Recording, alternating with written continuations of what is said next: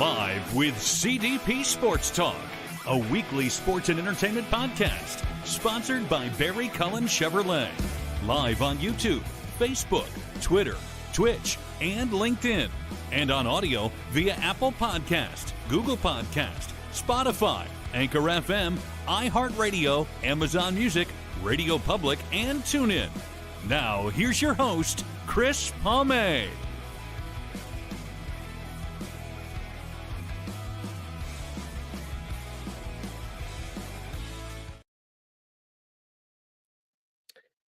Good afternoon, everybody. Welcome to season 13, episode 2, overall 662 of Live with CDP Sports and Entertainment Talk Show, brought to you by our friends at Barry Cullen Chevrolet Dealership, located at 905 Woodlawn Road West in the Guelph Auto Mall. Check out their website, barrycullen.com, for the newest selection of new and pre-owned GM vehicles, along with their great selection of all-electric vehicles and Cadillac vehicles as well. You can call the dealership at 519-824-0210 and tell them Chris Palme sent you, or you can email them at info@barrycullen.com. Barry Cullen Chevrolet Dealership has been family run and operated here in the city of Guelph since 1969. And speaking of Barry Cullen Chevrolet, it is still winter here in southern Ontario. We still got our snow. We still have our cold temperatures. And if you're looking for winter tires, now's the time to get them. Right now, you can save the tax on winter tires on certain in-stock brands at Barry Cullen Chevrolet Dealership. And as well, if the cold temperatures can be hard on your car battery, right now they're doing a free 12-volt battery charge. And if you happen to need a new battery, they will throw in an instant $20 instant rebate as well. Most car batteries that are 12 volts generally are good for 3 to 5 years. So if your battery is in that range, go to the service department at Barry Cullen Chevrolet Dealership today. Lisa Vinnick will take care of you, and the staff in the service department do a great job down there. So if you're looking for winter tires, want to get your battery checked, go down to the service department at Barry Cullen Chevrolet Dealership today. Good afternoon, everybody, on this scary Friday, the February 13th, 2026. And it's also the day before Valentine's Day. And I'm looking forward to my guest today. It's her first appearance on our show. And I met her through social media. And her name is Kim Rosen. She's an actor, model, voiceover artist out of Atlanta, Georgia, and has been in the industry since September of 2019. And we're going to bring her on right now. Good afternoon, Kim. How are you? I'm great. How are you? I'm doing okay on this Friday, February 13th. Fantastic. Are you superstitious by any chance? I am to an extent, but 13 is my favorite number. It's my lucky number, and I absolutely love when Fridays fall on the 13th. I think it's kind of fun. Do you have any favorite Friday the 13th movies or songs? Movies, well, I do like Friday the 13th. I can't even tell you how many times I've seen it. It's a lot. So, but yeah, I don't know any songs actually. Is there a song? Stevie Wonder, Superstition. Oh, right. That's a great song. It's a great song. Absolutely. Yeah. So where are you based out of? You're out of what, Georgia? Yes, I'm about 20 miles outside of Atlanta, north. I'm in Milton. We have a Milton, Ontario here. It's about 30 minutes from where I live, and it's Milton, Ontario. So that's interesting. By the way, my radio show was on a radio station in Georgia for a couple years, Noonan, Georgia. I don't know if you've heard of Noonan, Georgia, but it's about approximately a half an hour from Atlanta. Okay, yeah, I'm not sure. I have heard of Noonan, but I'm not real sure if that's north, south, east, or west. I'll be honest. Not being from here and everything, I don't know Georgia that well. But I know it well enough to get around. So are you are, I see that you move.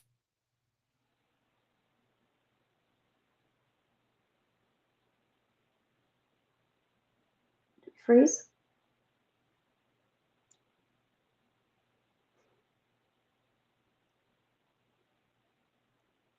Did we freeze? Kim Rosen. Yes. And I'm sorry. I think we froze. I'm not sure. let's see if we can get Kim back on here. So, Okay. everybody, I do apologize, and hopefully we got this glitch taken care of. Just a Wi-Fi issue. Kim, are you?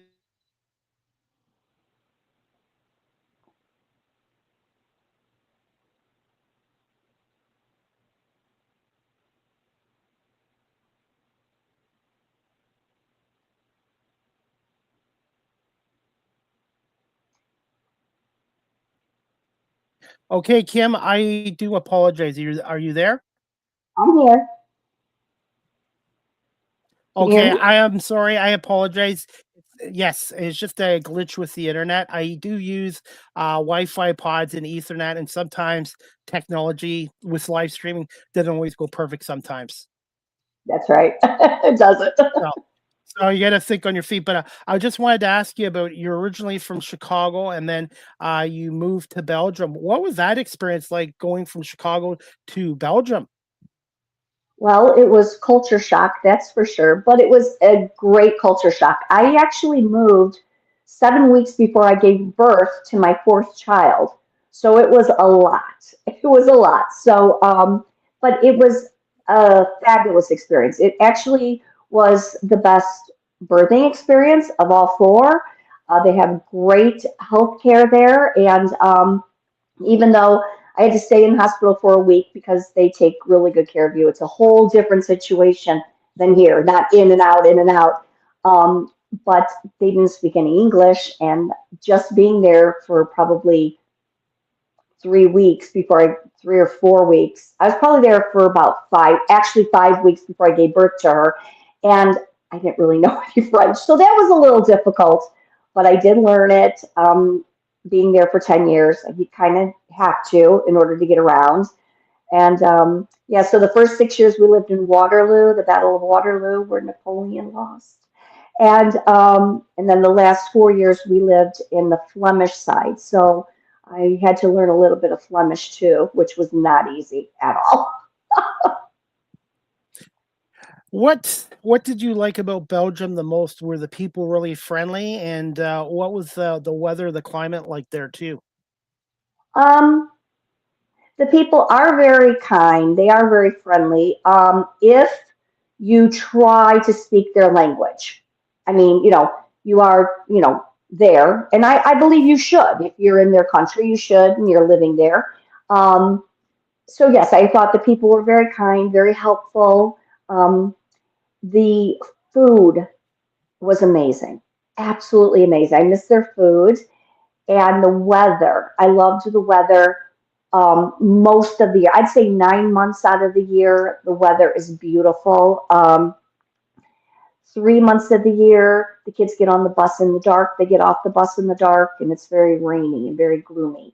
The other 9 months, we had to have dark blackout shades and stuff, so the kids would go to sleep because it's light until, like in the summer, it's light until 10, 11 p.m. And it's absolutely gorgeous. And I just love everything about Belgium. I really do. I miss it. Besides the food there, what were some of your favorite attractions in Belgium? I've never been there, so I'm just asking. The attractions, uh, well, in the spring they always had the bluebells. So there was a forest, and we would go several times to see the bluebells. And I heard they're very comparable to the Texas blue bonnets, maybe they're called the Texas blue bonnets. I don't know, but it's just a forest of just absolute lavender looking, and they're bluebells. They look just like little bells, and I loved that. Attractions, of course, you're going to put me on the spot. I have been gone for a while. So being an expat there, all the women love to shop. So we would love to go like to the warehouses where they had pottery, rugs, things like that. So we did a lot of shopping to bring home, lots of treasures, and I brought a lot home. What about the world famous Belgian chocolate? How good was their chocolate?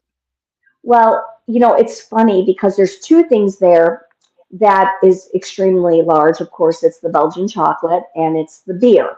You could have a different beer every day of the year.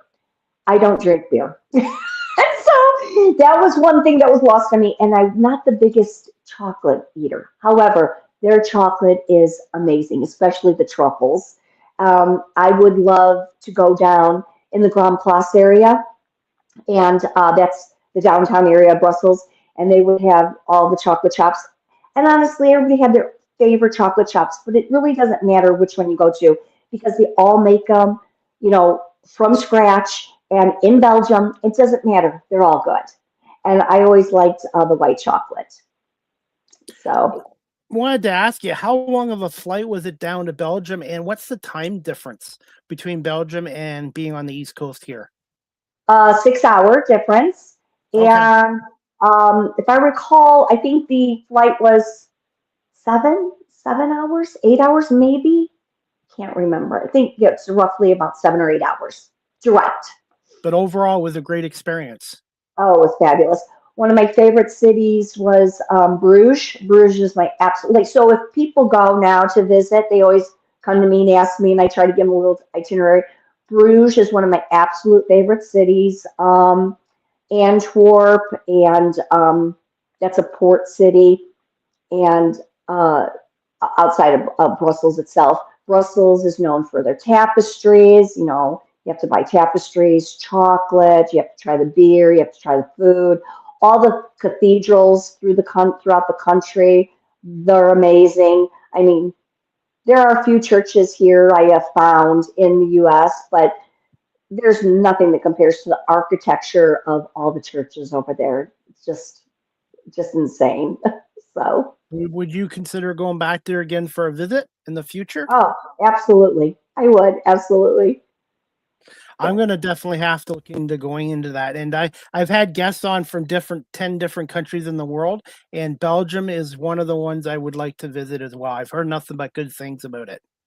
Yeah, and it's the heart of Europe. So it's not a large country. So living there was so perfect because you could be in Germany 30 minutes, you could be in the Netherlands in an hour, you could Wow. be in Paris, or you could be in France 45 minutes.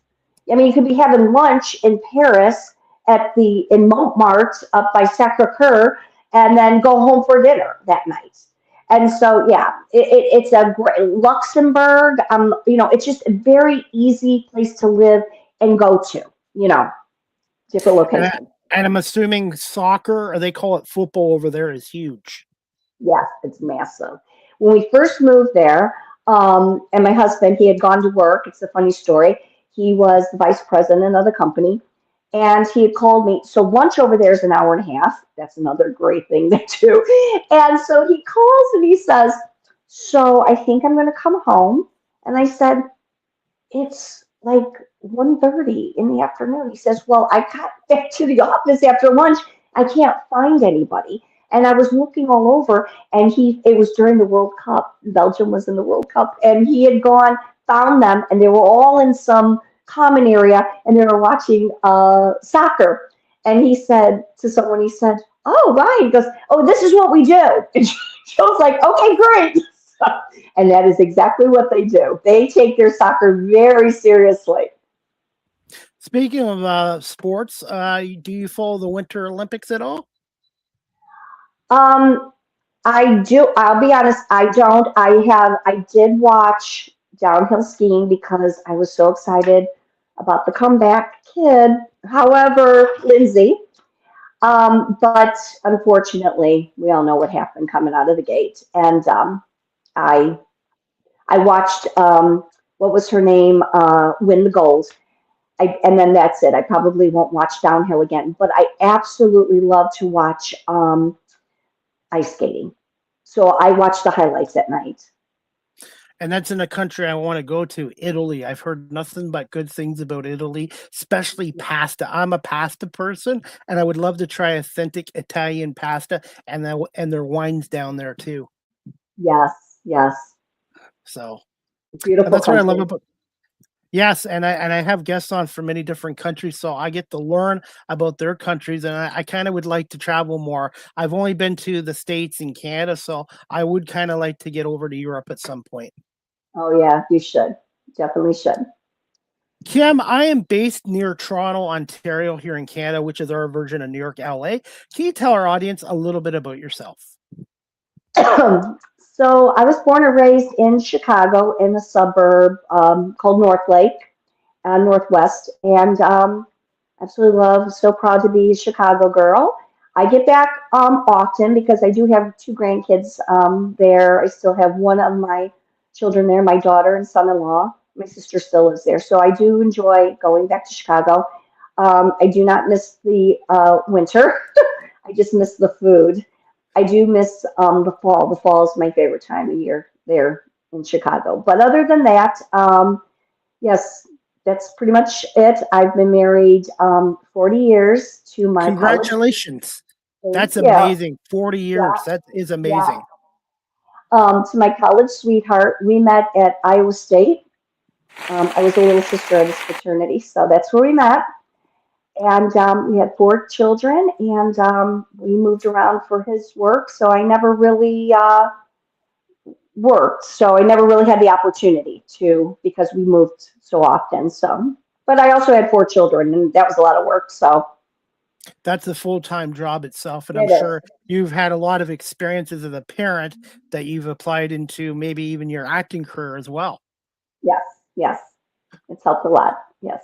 I've been to Chicago a couple times. I love it. I love the Goose Island beer and deep dish pizza from Giordano's. I believe it was at the Navy Giordano. Pier. Yes. Oh Yes, my God. It took 45 minutes, but you know what? yes.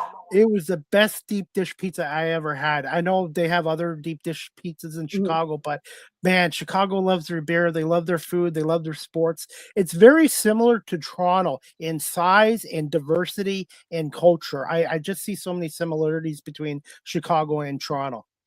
Yes, yes. Yeah, I'm a diehard Cubs fan.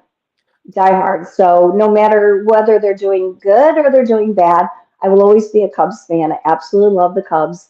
And I am a Bears fan, and we did so well this year. But I will be honest with you, we lived in Buffalo as well when we came back stateside. Yeah. So I'm also a Bills fan. I'm a huge Bills fan. They love So Buffalo. I'm only 2 hours from Buffalo. They love the Bills, Bills Mafia, the Sabres. It's not a big city, but you know what? They love their sports, and yeah, the Bills just can't get it done. And your Bears, they had such a good year. They just kind mm, of ran into a Rams team, but I do think the Bears have a very bright future with Caleb Williams and Ben yeah, Johnson, their head coach. And yeah, Chicago is such a great sports city. Those fans deserve a winner. I know, I know. Yes, they really do. It's time. We had the World Series for the Cubs, so it's time 10 now. years ago. 10 years ago. Ah, I know. It's 10 years. time.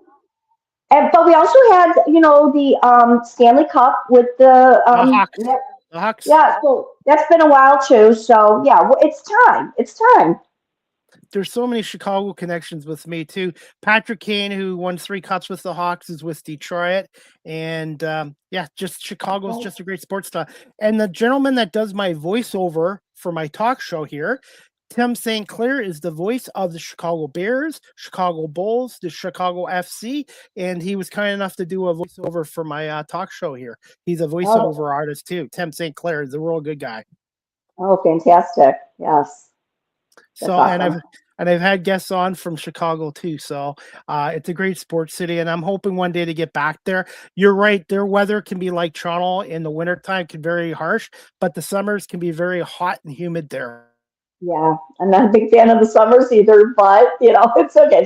That's why I say I like the fall the best. Yeah.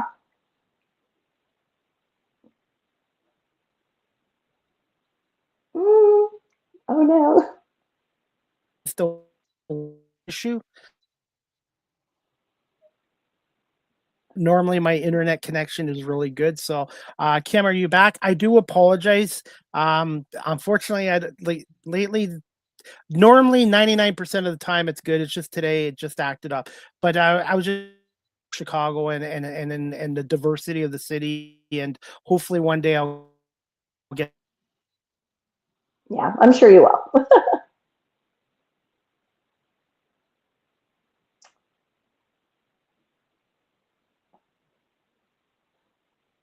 Did you get the bug? I'm sorry, what?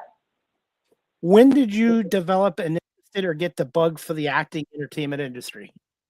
Okay, so we moved to Atlanta in December 2012, and we moved here just with our youngest. She was in high school, and so when we moved here, I was, needless to say, bored.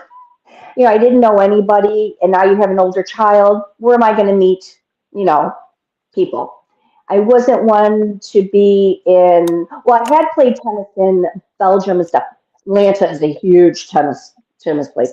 So, but I really didn't want to do that. And we live on a golf course. I don't like golf. I'm going to be real honest. And so I thought, I don't really want to do that.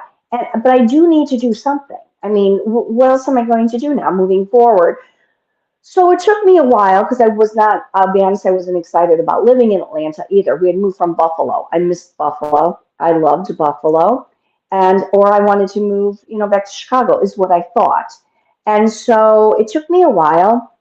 And then in 2019, so it was about 7 years for me to figure this out, what I wanted to do with my life. And so I decided that maybe I should just do some background because we do live right here in the Hollywood of the South, it's called. Movies and TV shows, there are more films here than there are in Hollywood. Really? And Wow. yes, absolutely. And so because of tax cuts and things like that, like if, for example, if they come here, they get a tax cut and a tax break. And if you hire local background, tax breaks. And it's just, there's a lot. So I thought, why not? Well, I could do background, right? I mean, how hard is it? So I joined a bunch of casting agencies and I just started applying. And actually, the first day that I applied, I had gotten a call, and the next night, very next night, I was on set for a Christmas movie. And so met a bunch of people, and from there I was hooked. And I would say, from that September to February of 2020, I probably worked on average 4 to 5 days a week. I loved it so much. Now, I'll tell you, being background is not for the faint of heart. And it's for the young heart, but it's not for the older heart unless you really have it in you, because you have to be on set early. In general, you have to be there early, and they are long days. They could be 12, 13, some 14-hour days. You don't get paid a lot, but it's fun. You meet some great people. And here's the thing. You're not going to be seen. You're not going to be seen. And if you are seen, you're very lucky. You'll be one of 100 people in the background if you're lucky. So, when I realized I wanted to be on Grey's Anatomy. Is that it? Grey's Anatomy, I think. Is Grey's Yes. Anatomy? Yeah. I wanted to be on Grey's Anatomy. I had 3 goals. I wanted to be on The Walking Dead, never got on there. I wanted to be on Grey's Anatomy, and I still, my goal was to be on Hallmark. And I didn't care about those 2. I want to be background for all 3. That was my goal. And I thought, and I could die happy if I'm on. I never was on The Walking Dead, but I was on Grey's Anatomy at the beginning. And when I was so excited, and I remember I was walking up down the stairs, and I was walking in front of the main actors and stuff, and I thought, oh, I'm definitely going to be seen. And when I saw the episode and I saw my shoe, I literally screamed and I wanted to start crying. I said, oh, no. And I said, that day was so brutal because it was before my knee replacement and I could barely walk up and down the stairs. And I remember I was walking with a young kid. He was so sweet. And I was holding on to him for dear life. He kept saying, I don't think you should do this. He was so sweet to me. And I kept saying, I refuse to be that person. I am not going to say a word. They might write notes. They might send it back to the casting agency. I'm not doing it. And I struggled, but I did it. And then they showed my shoe. I was so disappointed. So then I started thinking, do I really want to keep doing this? But then what happened? COVID hit and we shut 2020, down. March 2020. That's when it Yeah. changed my life. Changed mine too. But it all actually changed it for the better. I remember I was on set. I'd been on set for a week every day for a TV series, and it was a great set. It was I forget the name of I'm sorry, I forget the name of the show right off, but it was Ava DuVernay, and she is a great director and everything, and I absolutely think she's amazing. And she'd come in, and we were all. It was like an apocalyptic type of series and stuff. And so we were all like in a hospital type of thing, sitting on dirty cots and stuff. And she'd come in and she had given us a speech saying that we could never do. And I remember this resonating in me, but it didn't stick enough for me to return because it was my last time ever doing background. She was thanking the background, saying, that you can never have a movie. You can never do these type of things without background. Background is just as important as the star. And when she said that, I thought, oh my gosh, wow, I have never heard this before because they usually don't treat background very well. And definitely the directors and everything aren't coming out and talking to us. And when she did, it was just really heartwarming and amazing. But we also knew things were shutting down. And we also knew that was the last day. And it was. And so we had, oh God, we had 6 months of the industry done. We're done. And so now what do I do, right? So, I wasn't on TikTok. I was a little bit on social media. So I became bored real quick. So I decided maybe I should do some online classes. So I started online classes. I made it, what I did was I made it a job. I woke up in the morning and during coffee and stuff, I would go through backstage and I would look for things and I would apply for everything. And then I hired a coach. And so I had online coaching and then I did online classes and it filled my days throughout the week. It was great. And I learned, so I even took a acting business class, I remember. And I learned so much from that. So I learned a lot of knowledge during COVID, and I also learned a lot of acting. I learned how to audition, and that's when I made the decision that I wasn't going to go 100%. I was not going back to background. That was going to go in the front ground, if at all possible. So, yeah. And with me, the pandemic, I was doing camera work at the time, which I liked. But when the pandemic shut everything down, I told one producer, and I don't think he believed me, I'm going to start my own podcast show up. And I've been doing this for 6 years, 700 episodes, 1,500 interviews, and this virtual technology. Everybody, there are negatives to it, but there are a lot of positives. And I wanted to get your thoughts, Kim. What are your thoughts on AI and today's technology shrinking the film industry and maybe actors and actresses with AI? What's your thoughts on that? Well, I'm not a big fan of AI whatsoever because, when you're scrolling social media and, for example, I joined TikTok after COVID and everything, and it used to be fun. It's still fun. I still love it and enjoy it, but I don't love it and enjoy it as much as I did because now when I look at it, I'll be laughing at something or I'll say, oh my God, is that for real? You literally have to look down to see if it says AI generated. And that's so disappointing because when you used to look at social media, it was things that was actually happening or things that, you did with your animal or or your baby or whatever. Now it's half of it's AI generated. Also, it has affected friends of mine that are writers, and because you can just put things in and even just say the synopsis of what your story is, and then it writes it for you.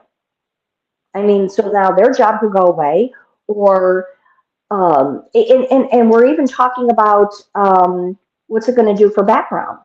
I mean, AI generated could be so easily generated with background people without even using real people. So I think it's going to eventually affect the industry even more than, I mean, it's so slow now. We had coming out of COVID was a nightmare because I did decide because I thought I wanted to see my friends. I wanted to say I missed everybody. I did go back for a while. So the truth is I did go back for a while, but here was the problem. We had to do COVID testing just to go onto the set. So I no longer worked 4 or 5 days a week.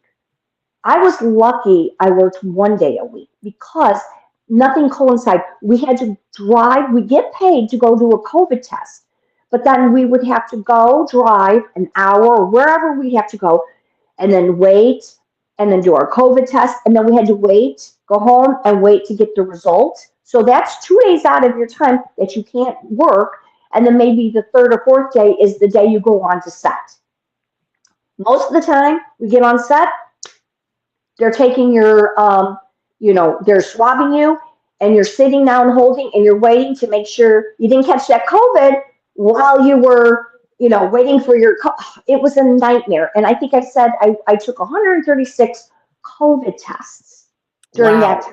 136. I know I did some, but not 136. Mm-hmm. Wow. And it was such actually, was keeping track because at one point I said, this is insane. Am I literally taking this many? It was crazy. So then, so I did do some. And after that, it started tapering off. But by that time, I was way done doing that because I just thought this is insane. When are we going back to normalcy, So that's when I started doing auditions and things like that. So, yeah. And so now, out of COVID, what happens? We have the strike, the writer's strike. Yeah. And that lasted a while, too. It sure did. And so now, here we are, and it's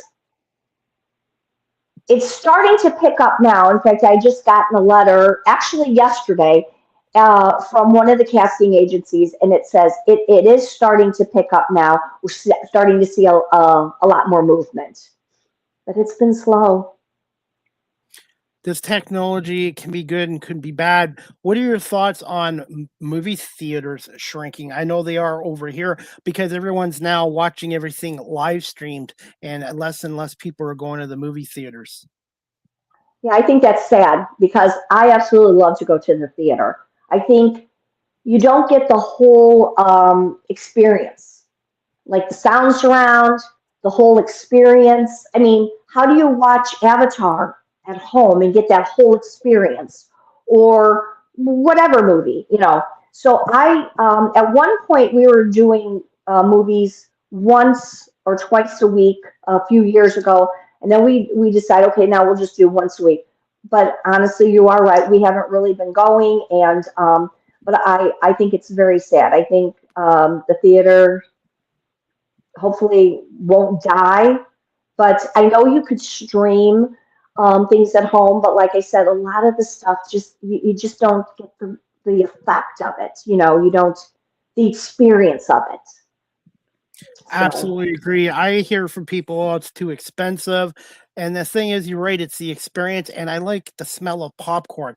Walking into a movie theater, the smell of popcorn and having a soda drink with the popcorn and seeing it in the big movie screen and the socialization aspect of it as well. And also, it keeps people employed too. And you're seeing more and more people getting downsized these days in whatever career you're in. Yeah, it's so true. So true. Yes. Kim, what was it like? What was the process like in joining several casting agencies?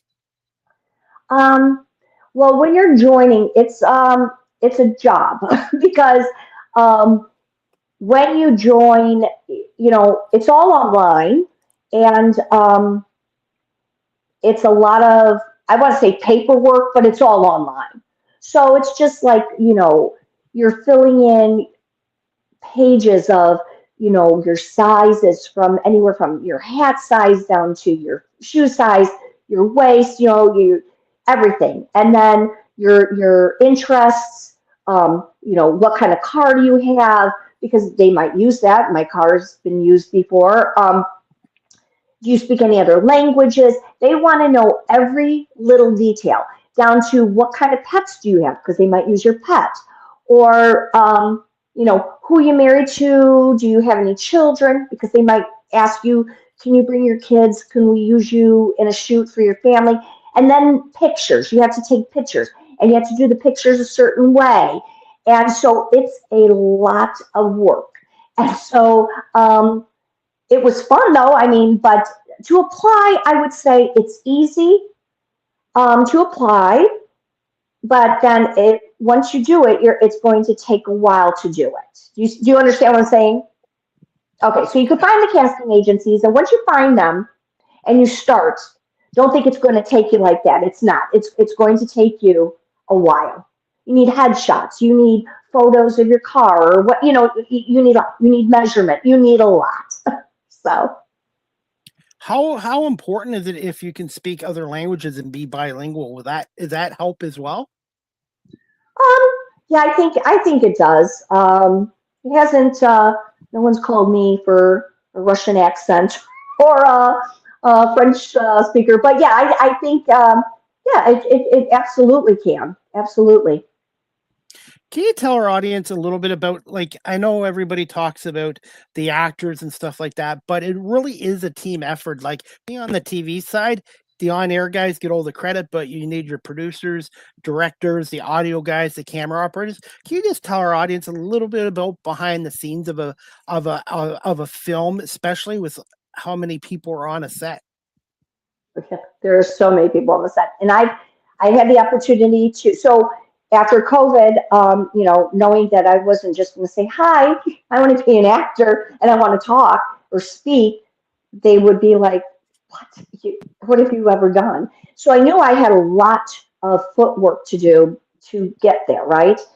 So I was a PA, which is, so that's when you oversee the background people. So they don't get any credit there, and that's a lot of work. I mean, you've got to check them in, and you have to make sure that they have the right outfits for the day and everything like that. So I was that. I would never do it again, but that's what I did that. I also was an assistant to a director. Now, I don't know how anybody would be an assistant to a big time director, because I was assistant twice to just directors here in Atlanta that are just like, I would say, no name. I almost had a nervous breakdown. It is a 24/7 job. It is, you're on 24/7. Like, you get a text in the middle of the night, you have to do this, you have to tell, let's say the star, whoever it's going to be, she can't wear that, or you have to fire them, or you have to say, I mean, I did everything. I absolutely did everything. And it's so they don't get any credit. I mean, so now when I am on set and I see everybody else doing, like, even Gaffney, holding the microphone. Can you imagine for hours holding that microphone? What kind of shape you have to be in? I mean, no one thinks about all these people behind the scenes, or even, this is just simple, but the crafty people, the table where they have to bring in all the food. You know how many people complain to them? Where's this? Where's that? Why don't you have this? Well, I mean, come on. They did their best. And you know what? A lot of times I just bring my own stuff anyways. So, and hopefully they'll have good stuff and I don't have to use my own. But yeah, you are absolutely right. The behind the scenes people, a lot of them, they just don't get enough credit. They get their name on as scrolled, but you see how many people stay after the movie's over and actually watch the credits roll and read, More now than ever before, because now they show little snippets of sequels and prequels I too. love that. Yes, like Marvel does. I absolutely love that. Yes. How important is it to being an actor, being in the entertainment industry, and being flexible and maybe wearing many different hats? Not just the hat I'm wearing, but learning different things too. Well, yeah, so I think that's great because then, so I did wardrobe. I did wardrobe. I've done, so many things. Like you should, especially if you're going to be at the beginnings, um, and you're like on a B movie, a student film, which, by the way, is a great way to start. People might say student films. Why would you? I was on several student films, and I think that's a great way to start and learn. And that's a great experience. They're learning. Why not learn with them? And some of them pay. It's great, but those type of sets I think are great because you could jump in and help. Everybody should help each other. No one is more famous than anybody else. No one's more important than anybody else, at that point. So, for example, I was also, I did a lot of casting for several films. And I remember I was actually acting in one of them that I actually casted for. And I was there and she was at her wit's end. And one of the gals I casted jumped up and said, "What do you want me to do?" So she took over and she became the wardrobe person. She was steaming all the clothes and things like that. And then I said, "What do you need me to do?" And I was one of the big actors for the film. Didn't matter to me. So I was in the kitchen with her mom and, helping, put the plates out and everything for Crafty. I mean, yeah, I think it's extremely important to be flexible and helpful at every turn because they're going to remember that. They are going to remember that. And they're also going to remember the people that just sat in the corner on their phone and just did nothing. They're going to remember that too. So, Kim, for those people that are watching our show live stream or later on the audio platforms, and they're interested in getting into the entertainment industry, acting industry, from your experience, what advice would you give to those people? well, I would say it's never too late. I'm 63 and Wow, I started 6 years ago. I guess it's been 6 years ago now. I was congrats. 58. Thank you, 57. So, and I just felt like I know that the huge actors, I know in the industry that age is a huge thing. I understand that, and I know that. And even I could have said that could have deterred me, right? That could have. And I could have said, yeah, I'm already too old. But I thought, I don't care. So when I started, I said, I'm just going to go for it and I'm going to go hard. And if you believe in yourself, and I did, and if you work hard enough, I believe that you could do it. I would say go start with background, meet a lot of people. Don't just sit in the corner and eat the snacks and scroll your phone. Get up, walk around, talk to people. Oh, do you have social media? Oh, what's your Insta or whatever? And just make contacts. That is what is important. So, and then if you hear, oh, somebody's doing, I have a friend, he wrote a story. He's thinking about doing a film festival, 24-hour film festival. Say, oh, does he need any help on it? Why not? You got to start somewhere. And I'm going to tell you, all the things I just said, you will get more and more connections from. That is huge in the radio media industry as well, connections and networking.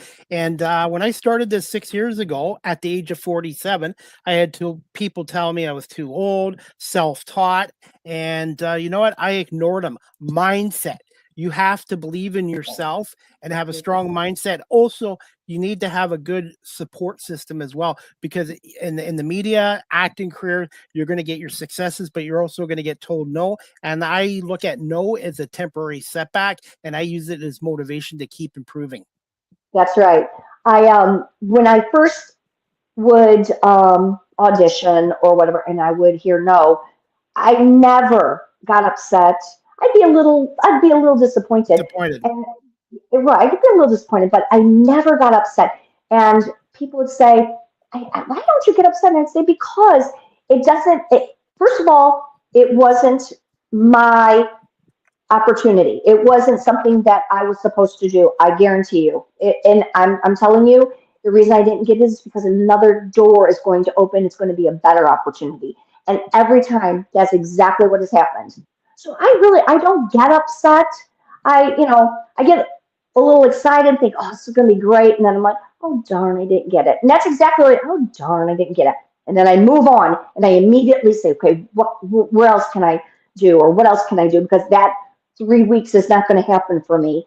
Um, let's see if there's another audition out there. Yeah. So, You yeah. also want to surround yourself with positive people, because you're going to have people that support you, but you're going to have skeptics, naysayers, in some cases haters, and also jealousy and envy too. With me, every opportunity I've been given, including the Super Bowl, the NFL draft, I've had to work really hard, and I had a number of rejections to get these opportunities. And some of these people who are jealous or envy, they don't go out and put in the work, and then they complain that somebody else is successful. Have you seen that in the acting industry? Oh yeah. Yeah, definitely. People jealous, envious, whatever. And it makes me laugh because I share, like, when there would be newcomers, in background and stuff, and they'd say, "Oh, this is my first time." I'd take them under my wing. I'd say, "Oh, it's your first time? Oh my gosh, what agencies are you with?" And they say, "Oh, let me give you 5 more." And people are like, "Why do you do that? We're not the same. She's not the same as me. She's 25. I'm 57. So we're not fighting for the same job." Or the guy that I just gave 5 to, we're not going to be fighting for the same job either. So for me, I never looked at it like we're in competition. And trust me, there are so many people I met that felt every step was a competition. It's not. It's not. And I mean, yes, the higher you get, of course, when I'm auditioning and, I'm there and there's 5 of us and we're all, in our 50s, that's a competition. And so, but outside of that, the industry is huge. There are so many opportunities. There's so many things that everybody can do. There's something for everybody. Why be jealous? Why be envious? Why? It's silly. I look at it as pay it forward. I had some people give me some advice and some tips, and I now do the same thing for younger people who are trying to get into radio media as well. Pay it forward. Be a good person. Yes. Yeah. And that's what I try to do too, as well. And if anybody asks me anything, I tell them absolutely everything I can think of. So, yeah, You can be the most talented person, but if you are not a nice human being, people will remember that, and it will come definitely. back to bite you in the butt at some point in your career. That's right. That's absolutely right. And that has happened. I've been on sets where, people are talking, they're like, oh, yeah, she's never going to be hired again because of this or that, or, yeah. And I'm like, oh, my, okay. So what'd she do? And, or, what did he do? Or, it's like, oh, okay. Yeah. So I try to just be very quiet when I'm on set. When I go to set, I have 2 goals, or, well, actually 3. I go to set prepared, meaning from all my wardrobe that I'm supposed to have and that's been approved and what I'm supposed to do. 2, I know every line. I've never gone to set not knowing my lines. And 3, I go with a positive attitude and I'm very humble. I wait and I sit and I'm quiet. I don't go around and I'm not loud. I'm not, well, I just sit and I wait. I might have to wait a couple hours, but I wait. And yeah, other people are complaining and they're doing this and they're doing, don't do that. Just wait. It'll happen. So, Kim, one thing I've learned about this show, and I learned it a number of years ago, is listening skills are just as important as talking, some cases even more. Do you agree with that as well? oh, absolutely. Absolutely. Yes, you listen and you learn a lot. Yes. Wanted to ask you this: as an actor, what are some tips that you use to help memorize lines, and how difficult is it to get into a character and stay in character? Okay, for the lines, so this is just funny because I don't even know how I do it, but I will look at, so they'll send over the lines and I will look at them. I'll go over them and then I put them down. And I usually do not look at them. Now, this is just maybe a couple pages. I'm not talking about like an entire script. And then I usually don't look at them until the day before. And then the day before is my full focus. And I learn my lines the day before. And then I don't know how I do it, but I just do it. And I'm constantly over and over and over and over. And it's just all I do all day. And then I go to bed and I'm laying in there and I'm saying them. And then the next day I'm getting ready and I'm saying, and I don't know how, but that is how I've done it. I know a lot of people have to go over and over and over again, but I am a 24-hour line learner. And I don't know. People say, how do you do that? I don't know. But that's how I learn my lines. Now, thank God when you have multiple scenes and you have different days. So that works out perfect for me too. I don't look at that scene until the day before. And then, I'm sorry, what was the second part of the question was? Getting into character and staying in character or getting out of character. Okay, so that's usually for the, what is the actors called that do that? Oh, now maybe good to remember the name. It's called I know everybody watching yelling at the thing. It's called method actor. I'm not a true method actor. Okay, so I know that I've been on set with a few people, and one of them I actually did divorce court with, and love them to death. But oh my gosh, and those are true method actors, and they get into their character a day or two before, and then they stay in their character full on, right? I don't do that. I will go to set. And then once I'm at set, I will. I guess what happens to me is once I'm in wardrobe, I then become the character, and then I'm good. I'm ready to go, and then that's it. However, there are other people that are the method actors that walk in and they're already in their character, and yeah, they're hardcore. So, and that's fine. It's fine. But the one story I have, I didn't know what method acting was when I first started. So I was on divorce court. I asked my friend, Tony, to see if he wanted to do it with me. He said, oh my God, absolutely. He's a good actor. And I didn't know he was a method actor. I did not know. And so we did all the pictures. We did everything we had to do. And this was right out of COVID too. And so I had asked another friend also if she would be my girlfriend, on my friend that on divorce court said yes. So we all were picked up by cars. We all, went to the hotel and everything, and we had dinner and everything. Everything was great. Next day, I am in holding with my girlfriend, and I get a phone call from Tony, and he is screaming and swearing at me, and I'm like, and she could hear it, and I'm looking at her. I go, Tony, relax, honey, come on, relax. And he's like, they will let, which was true, they wouldn't let him in the building yet because they had not gotten his COVID test back. And I understood that. But why is he yelling and swearing at me, right? And he's calling me babe and all that, and I'm like, I'm not his babe, I'm his friend. And I'm thinking, what's happening here? So now they call me back to hair and makeup. And I'm in hair and makeup, and my phone rings again. But I have to put it on speaker because I'm in hair and makeup. And he is out of control. He's going to leave, and he's doing this, and I can't believe this. And the ladies look at me and said, oh, I hope you really divorce him.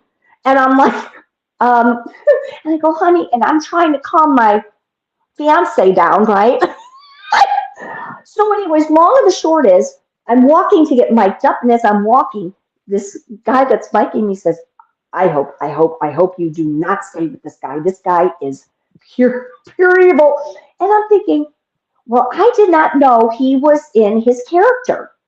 And so we got on set, we did the whole thing, and I even kind of looked at him a couple of times like, And it was great. I love watching that episode. It's fantastic. But if you watch the thousands and thousands of comments, no one likes them. Everybody loved me. And so now I'm in the car getting driven home, and he's calling me. I won't answer. I am so angry with him. Finally, he texts me, says, pick up that phone right now. Do you now not know what a method actor is? And I'm thinking, so I picked it up, and then we had a little discussion. I said, listen, I'm going to need a little breather for about 24 hours, and then I'll get back to you. And we're still good friends. And that's when I learned what a method actor is. And I said, damn, you're good at it. Yeah, it was crazy. And then I learned all about method acting from there. Have you thought about writing a book at some point in the future? I absolutely have. And I've talked to a few people about it, especially about being background and stuff and being older and starting in the industry, because I have so many funny stories. I mean, I can't even begin to tell you because they are hilarious. So I think it would be a lot of fun to write a book. I really have thought about it. Have you thought about maybe your own podcast show in the future too? I don't know. That would be fun. I wouldn't even know where to begin. But yeah, I think that would be a lot of fun. Yeah. If you ever do start one up, let me know. I'd love to give you some advice or give you a hand with that. I appreciate that. That would be great. Yeah. Is this your first Canadian podcast show you've been on? It is my first Canadian podcast. Yes. Okay. I'm going to put you on the spot here, Kim. And then I'd like to play your demo reel. Is that okay too from your website? Oh, sure. Sure. I do that with all my guests. I always like to showcase their talents on every show. Okay, great. So I'm going to put you on the spot here. What's one word to describe yourself as an actor, and how much would you say you've improved and evolved as an actor even in the last couple of years? One word that would describe me, very versatile, very versatile. And you asked me how much I've grown. You've improved, grown or improved and evolved as an actress. I believe that I have made a 150, honestly, from all the classes and the lessons and just being on set and the opportunities I've had. I think I have really, really grown. What have been some of your favorite roles, and do you like playing the villain or do you like playing the good guy? Oh, have I really played I don't know. I think I would love to play a good guy on Hallmark because still I'm working on Hallmark. I would like to be, like the candy shop owner or something. But the bakery owner.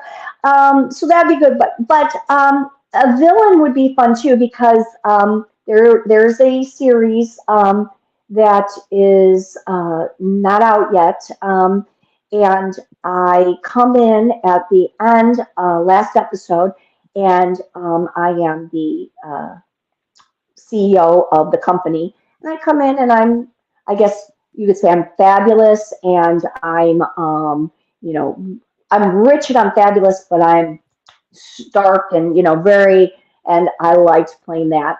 And also in I don't know, I think I just in all the other than that one that really was particularly, everything else I've just been, I guess I've just been me. not me personally, but just a nice lady. And I think I would like to step out of that and yes, be a bit more of a villain or I know I did play a Karen and that was actually my first speaking role in a movie called The In-Law Gang, and I believe it's on HBO Max. And it's a very small role. And I come out of my home, and the neighbors are arguing in the front yard. And I'm a very much Karen, and I yell at them, and then I call the police. Or no, I call not the police. I call a newspaper because he's the CEO of a company next door, and I want them to write up about him. So yeah, so I guess I played a Karen. That was a lot of fun. So Would you play a role in a science fiction movie too? oh, I would love that. I've been in a few horror movies, or yeah, horror movies. I absolutely love, and I would love sci-fi. I haven't been in sci-fi, but yeah. If they do a reboot of Honey, I Shrunk the Kids, maybe you can go in that movie. That was a good movie. That was cute. Yeah. Yeah, that's one of my favorite movies, science fiction movies as well. There's something else I was gonna ask you, but I forgot. So that's why I always carry a pen and a piece of paper on me to write just in case. But what I'm gonna do, Kim, if you're still good with time, I want to play your demo reel from your website, if that's okay. And where can people find you on social media and your website as well? So my website is kimrosenwork.com, but then I'm also on TikTok, Instagram, and Facebook. We'll have to connect with you on TikTok and Instagram as well. Okay. There's so many social media platforms. That is a full-time job itself. It is. It really is. And do you have a YouTube channel yet?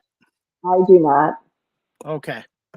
That's a full-time job too, building up a YouTube channel. And I notice the smaller your videos are, the more views too. It seems like the attention spans are shrinking, and now anything under 30 seconds is what the trend is. Yeah, I feel that too. Yeah. Just 1 second. We're going to play this clip courtesy of your website. Please let me know if you can hear the audio. I am the audio guy, so if it's not any good, then we'll fire the audio guy. Okay. I try to be funny. That's why I'm in radio. Okay. Just 1 second, Kim. Thank you so much. And I thought this was a great demo reel. And 1 second. This is from kimrosen.work, your portfolio. Thank you so much, Kim. Thank you. You will see me thrive. Something happened. You look different. No? Did Charles say something to you today? Why? Did he talk to you? No, but Caroline and I saw you going to his office. We were leaving the hospital. I don't want to talk about it. Someone just freaking get in the car already. All right. Sorry, I didn't see that. Yeah. I'm sorry. I should have been standing in the middle of the jockey pad. It's my fault. Tristan, you coming? Oh, sorry. No, go ahead, I'll catch up. I interrupted your job. No, it's fine. We're about to finish. Oh, okay. Seriously? You call me? You want to talk? Now you want to talk after how many years? Come on now, Thomas. What do you want to talk to me about? I tried to talk to you how many years? You never wanted to talk to me. Now you want to talk to me. I mean, honestly? Well, let's talk. What's going on at the hospital? What is going on between you and Charles? I tried to make this house a home for you and Jordan and Michelle. I'm telling you guys, never appreciate anything. And why don't I talk to the kids? The kids don't give a flying fuck about me. They don't want to talk to me. They don't want to spend any time with me. Are you kidding me? All they care about is their dad. Oh, my headphones. What? The little twerp came in here and stole them. Jesus Christ. Jordan. Yeah, Mom. Give the headphones back to your sister. But I need them. You can't just take things that don't belong to you. Exactly. Have you two packed yet? I was getting to it. Nope. Why not? Because I'm not going. Why? There's a party at Jenny's on Saturday. If I'm not there, What, the world will end? basically. Yeah, you just want to see Alex. You read my diary? Hey! Stop. Listen. We are all going on this trip together. It could be anyone's. Then why'd you snatch it out of her hand? It doesn't matter. Let's just keep going. Is that Tristan that called you earlier? Thomas, I'm sorry. It's true? How long? 8 months. Thomas, I doesn't love matter. you, but It doesn't matter. Why'd you stay? you are so selfish. Don't you see that everything that you do gets back to me? The neighbors are already talking. Who cares? I do, and so should you. I have worked so hard for that I have today. But I didn't want to do that, but you left me with no choice. I hate you. Michelle, darling, you need help, and they're going to fix you.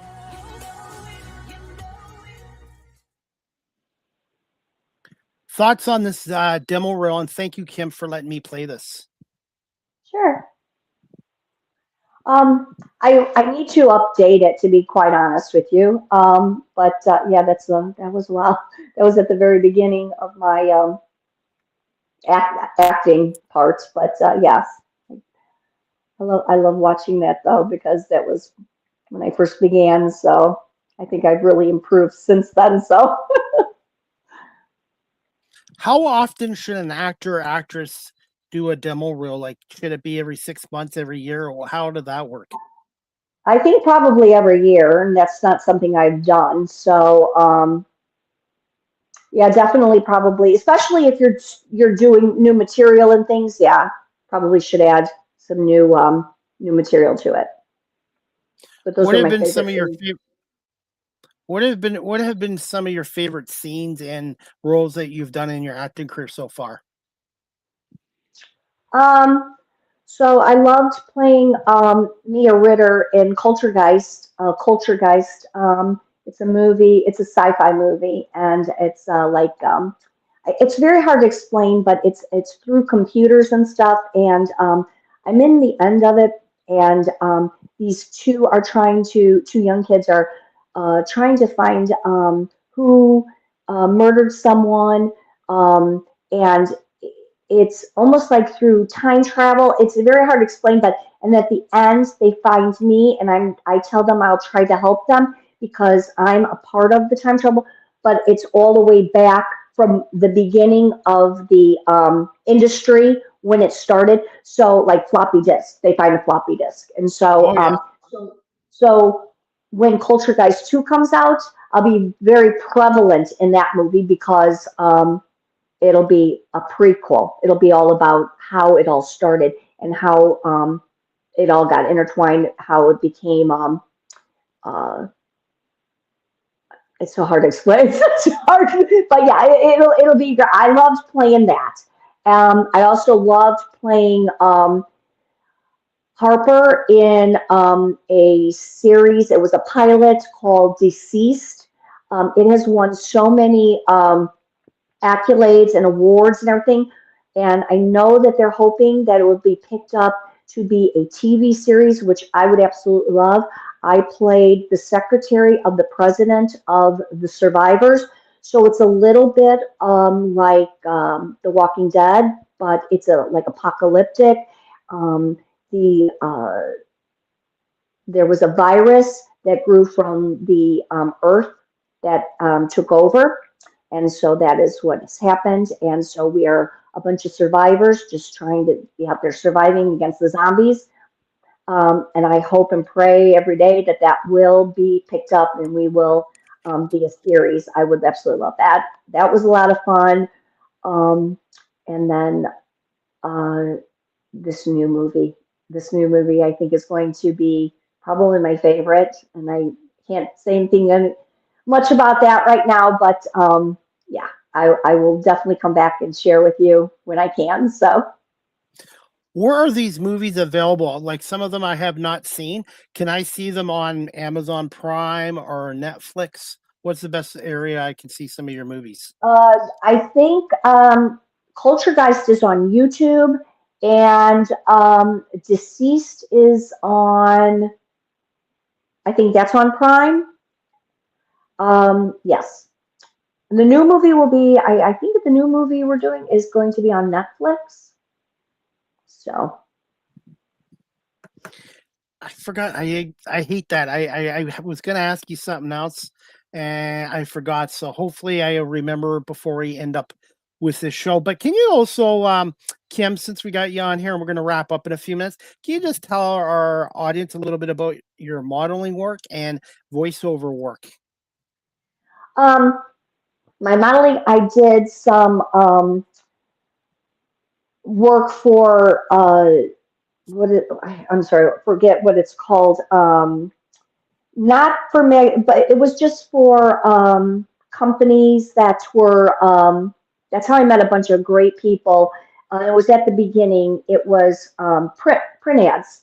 Did some print ads. That was great fun. I loved doing that. It was for startup companies, so that was great. And then voiceovers. I haven't done any voiceovers. Um, just a few that they needed because maybe they didn't hear the sound was bad or something, so they would send me over. Can you do this for me? And so we could dub it in. And so I've done that type of thing. I say sure. So I would actually like to get into more voiceovers because I think that's where the money is, honestly. Would you do one for a cartoon animation series if you were I offered? would. I would. Now I remember what I wanted to ask you. Right now in Hollywood, if there was a movie made about you, Kim Rosen, which actress would you like to play you? Oh, that's a great question. I don't know. Uh, maybe Jessica Alba. I don't know. She's a little, not that we look alike, but I think that would be maybe a good, yeah, maybe Jessica Alba. But my favorite actress is Helen Mirren. My Wow. absolute favorite. I absolutely adore that woman. I believe that she could do anything. She is the most versatile actress I've ever seen. And she can do, and here she is sexy as can be in, whatever, not Fast and Furious. Was it Fast and Furious that she was in? I've seen every movie she's ever been in. And then the next thing, she's in a series that she's playing a mob wife, and she's such a bitch. And then the next thing, she's a sweet grandma, and it's like she can do anything. I adore her. I want to be like her. I want to be like her. Is there a favorite male actor that you really liked over the years too? Um. Oh. No. Of course, I'm not going to remember his name, but my absolute favorite actor is the captain of the Starship Enterprise. Patrick Stewart. Patrick Stewart. That's it. That's it. Jean-Luc Picard. I was going to say Jean-Luc Picard, but I thought I'm not going to just say Jean-Luc Picard. But yes, Patrick Stewart. I love Patrick Stewart. And William Shatner, Captain Kirk, was the original No. captain. He's from Montreal, Quebec, too, by the way. He's Canadian. William Oh, Shatner. yeah. That's right. Yeah, no. Yeah. I mean, I know I should probably say someone younger, but I mean, I do love Thor. What is his name? Hemsley. He's a great actor. Yeah, but there's so many. I mean, when I say, oh, I got to watch, that because he's in it, because he's amazing, or, I've seen every movie because he's in it. He's amazing. But when it boils down to it, you're asking me, as an actor, I mean, if I had to sit down and just talk to one actor, it would be, Patrick, or it'd be Helen Mirren, so that's the way I look at it. So that's the way I would answer it. Kim, do you find creativity is shrinking in the film industry and also the TV industry? Well, I did think the creativity was. I was like, this is so, everything is the same and nothing is exciting anymore to watch. But I feel like recently things have started to change and pick up, especially like on Apple TV. They have some great shows and very creative and inventive minds have really come together, I think. And so, yeah. I think there's a lot of good shows out.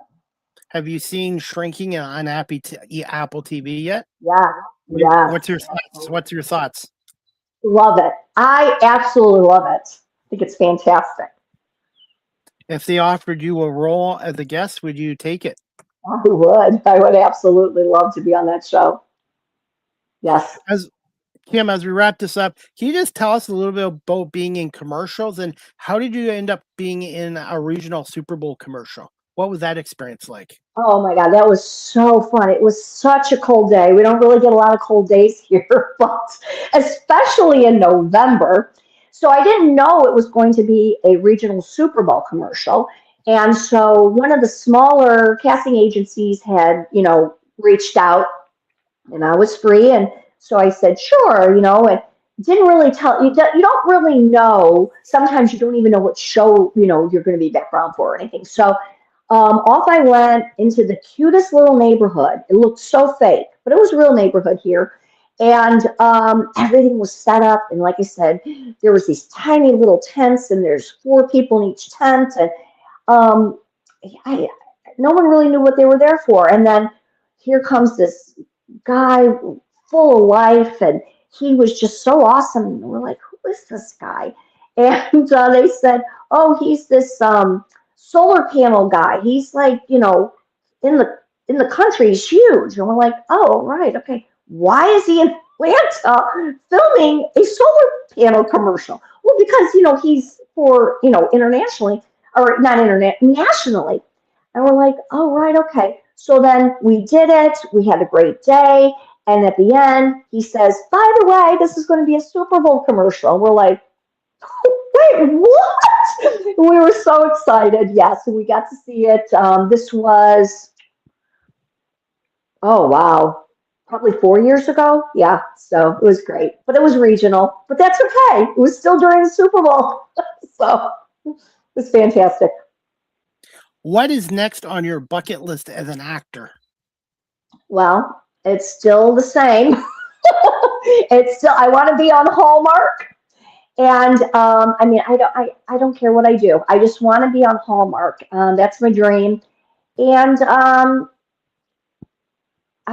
would love to, I've been searching for a agent. I am not represented, but that's okay. So far, so good. I've done well enough without it, but I would like to have an agent. An agent is not easy to get. But I think being on Hallmark, and also I would like a permanent role on a series. Those are my 2 goals. So, Do you find ageism is still prevalent in the industry, or do you find it's not as much? It's diminished. I don't know. I don't want to answer that for across the board because I don't know. For me, I have not found that.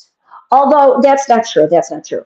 A couple of years ago, I was hired. I do a lot of music videos, and especially with the rappers we have here. We have so many rappers that live here, and I've done a lot of music videos. One music video I gotten hired from. That's a whole other list of that you sign up for.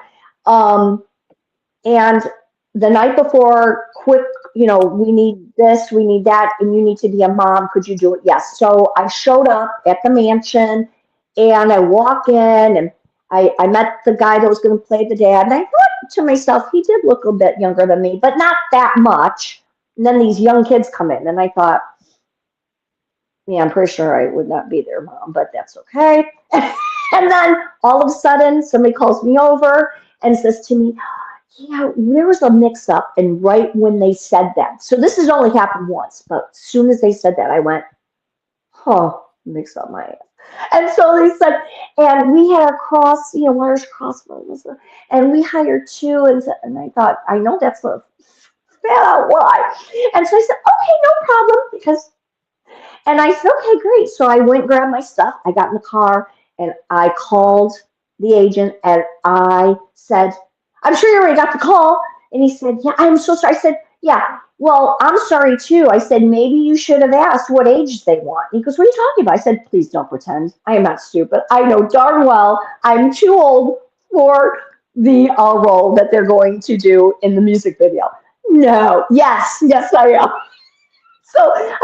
not oblivious. So actually, other than that, I have not found that, but I'm sure ageism is very prevalent in a lot of situations. But I've been fortunate enough that it only happened once, and they tried to push it off as it was something else. But that's okay. I wasn't blind or dumb. I knew.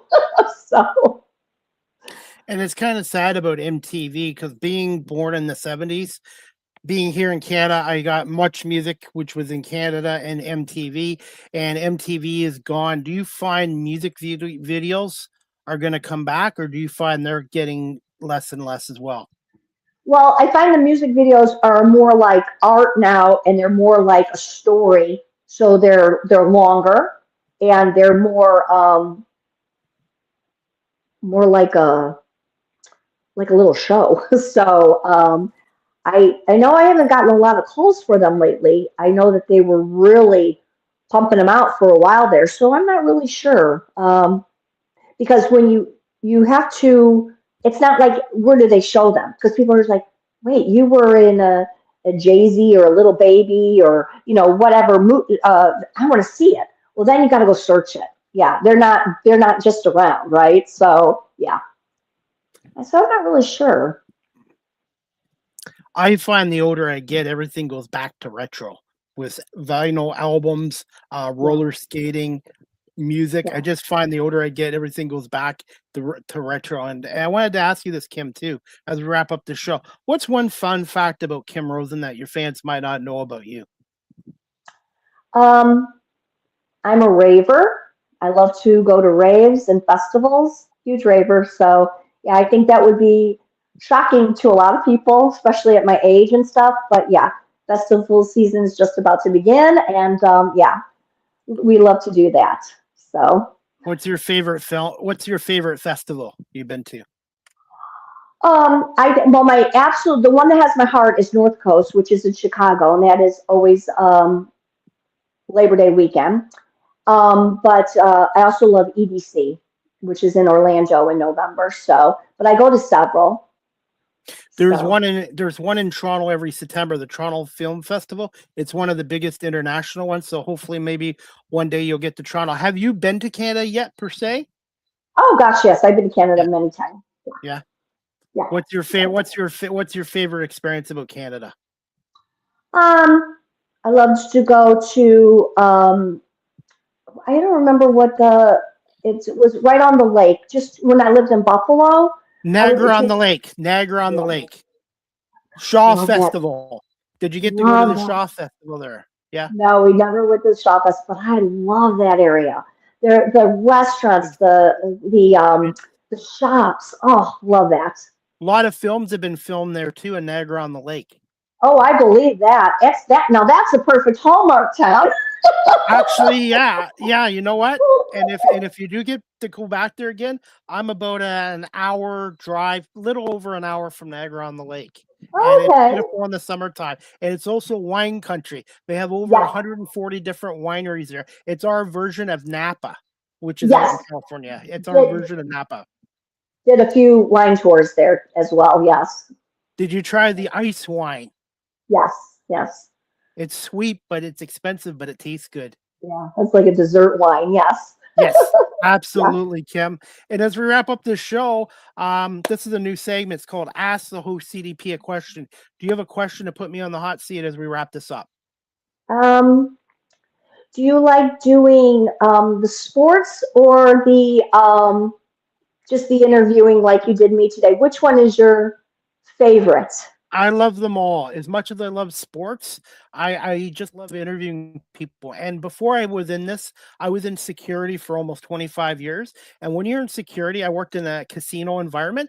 I had to deal with all walks of life, and I had to learn how to talk, public speak. I had to learn to listen, think on my feet, show empathy. And I think that career in security really helped me develop my confidence for doing this show. I don't think I would have been ready doing this in my 20s or 30s. So my former career in a way kind of prepared me for this. I just love storytelling and learning from my guests. And I want my guests to feel comfortable on here and have a good experience. And I also realize this too. I'm not going to be everyone's cup of tea. So if I do have somebody on and they're not a fan of my work, there's not much I can do about it. All I can do is keep improving, keep learning, and being myself. Whatever career you're in, be yourself. Don't change and don't be somebody that you're not, is my advice. And I just love doing this show. It's not work, it's a passion. Just like I can tell how passionate you are about your acting career. Yes, absolutely. You have to do something you love. Absolutely, because life is short. Absolutely. That's And I no correct. longer complain about being 53 because there's many people that don't even make it to 50. So I'm very fortunate. That's right. That's right. Kim, where can our audience follow you on social media, your website, and the best way of contacting you?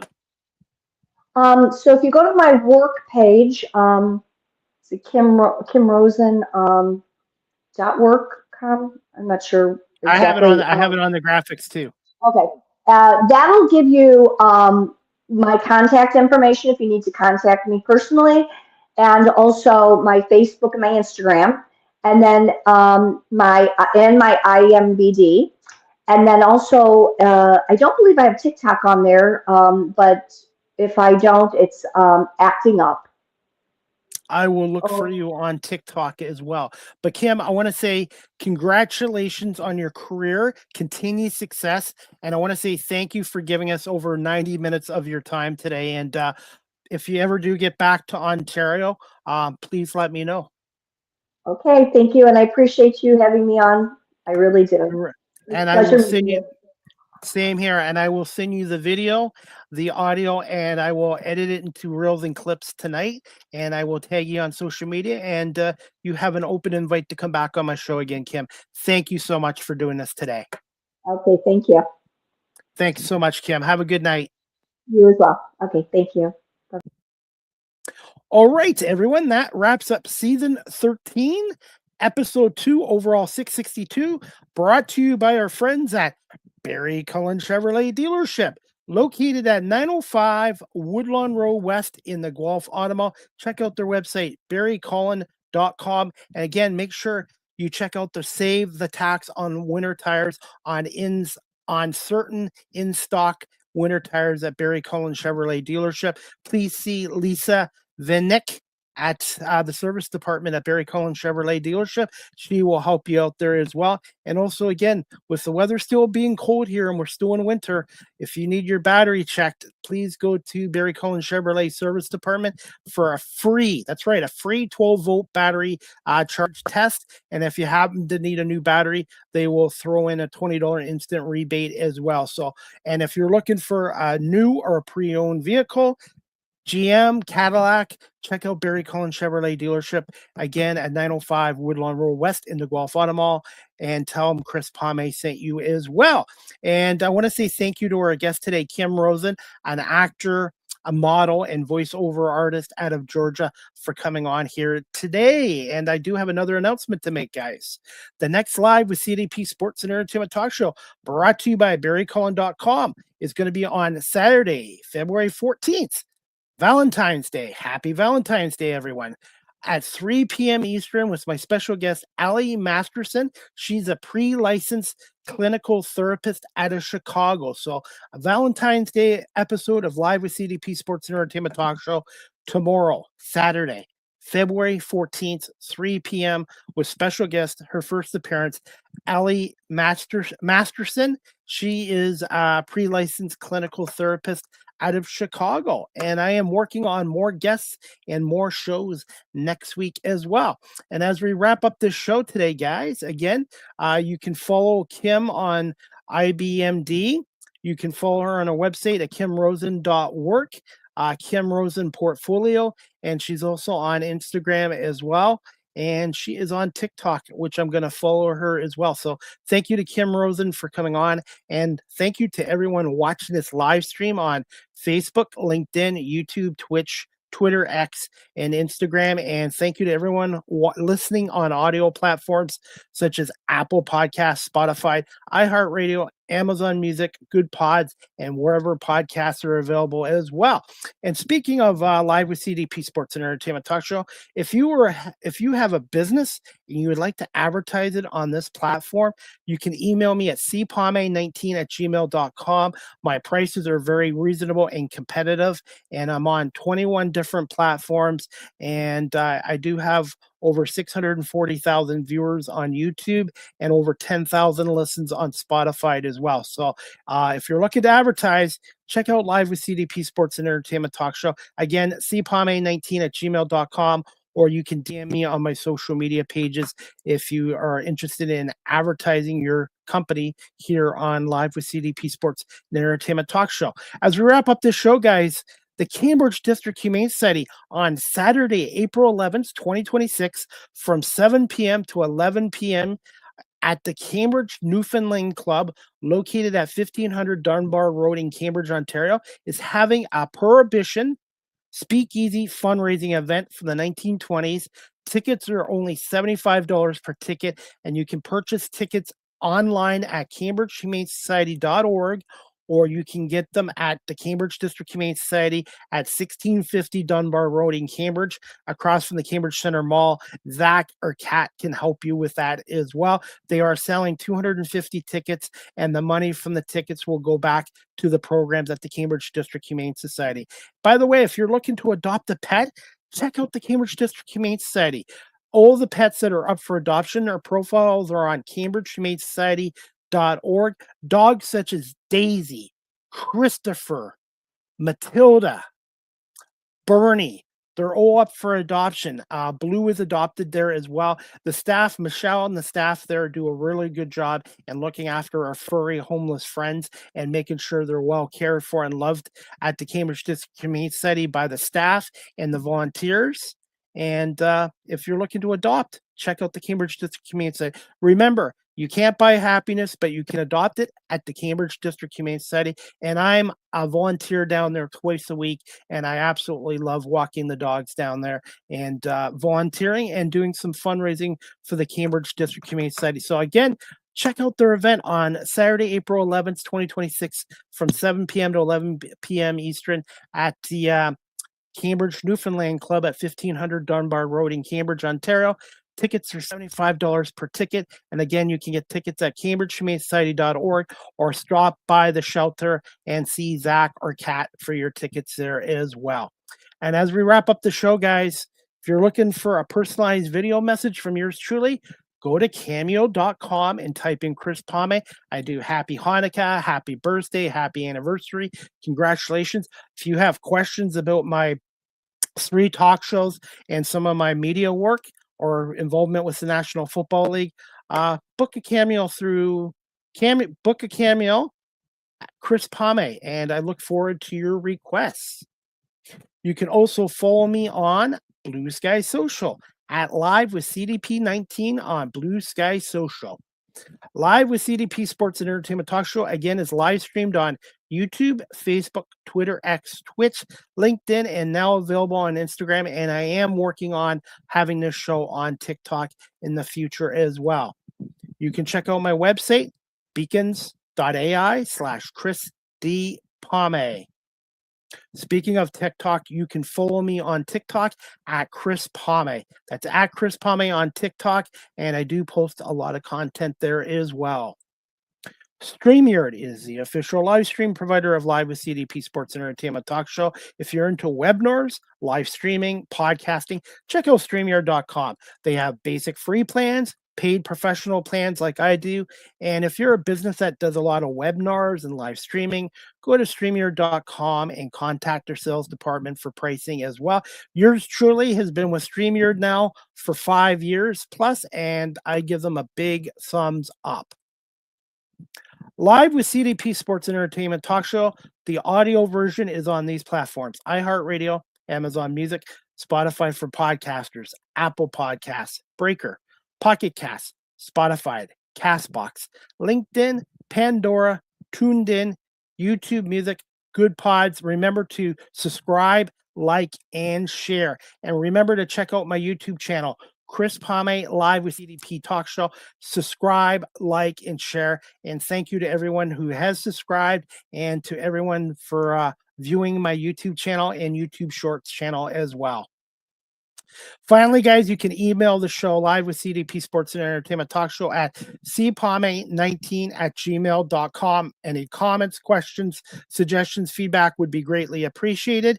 And also, I am on PayPal. If you'd like to support my YouTube channel and my media work, I'm on PayPal at Chris Pame, cpame19@gmail.com.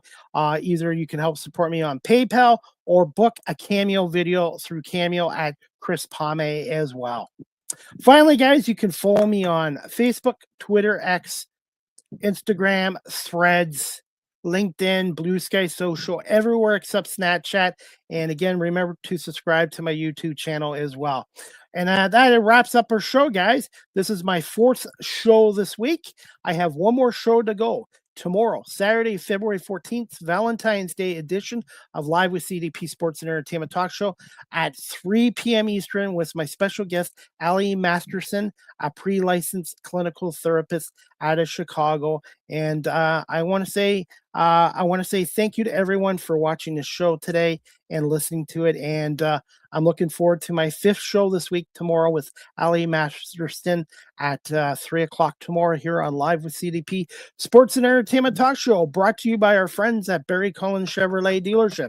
Thank you again to Kim Rosen and to everyone for watching and listening to Live with CDP Sports and Entertainment Talk Show.